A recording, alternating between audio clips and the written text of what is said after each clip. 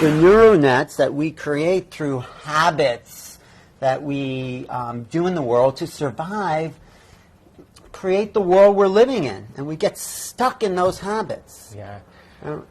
Well, a habit is a redundant set of automatic, unconscious thoughts, behaviors, and emotions that's acquired through frequent repetition. In other words, if you do something over and over again, over time you create a software program in your brain. Right. And once that software program is activated, that program then runs automatically. Turns out that 95% of who we are by the time we're in our middle ages really live by those automatic programs. So then the stimulus of some external event in your life, a random thought, is pushing the button, and just like a computer program, now it runs automatically. So I assert that if people are not in the present moment, truly present, then they're running some type of program. Anytime we give up on being defined by a vision of a future, that our thoughts create our reality or create our life, there's only one reason we do that. We trade that vision for some emotional addiction. And we settle back down into mediocrity. And then we find the person in our life, and they say, well, I'm suffering today. Oh, you're suffering today? Well, let's see, I'm going to suffer more than you. Oh, really? I'm going to suffer more than you.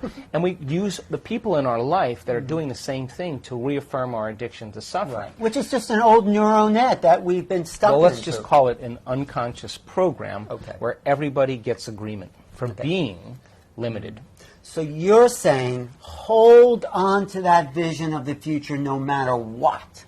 Yeah. If you keep your conscious mind on what you want, your subconscious mind will take you there, period. If you keep your conscious mind every single day on that vision and not on the news and not on your suffering and not on your pain and not on your past, but you put all of your attention on that vision, where you place your attention is where you place your energy.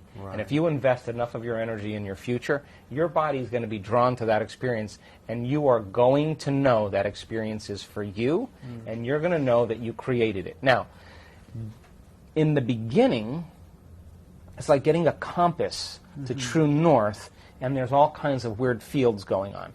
That's normal. But imagine if you took as much time to invest in your future as you did spending answering emails, and you were passionate about it, and you were clear about it, and you wrote everything down, and you dreamed about it, and you worked on it, you would start getting downloads from nowhere. You would start getting information out of nowhere. You would start understanding exactly what you're doing on a deeper level. Now, I don't care if you're talking about the Wright brothers, Colonel Sanders, I don't care if you're talking about Nelson Mandela, I don't care who you're talking about that impacted the world in some way.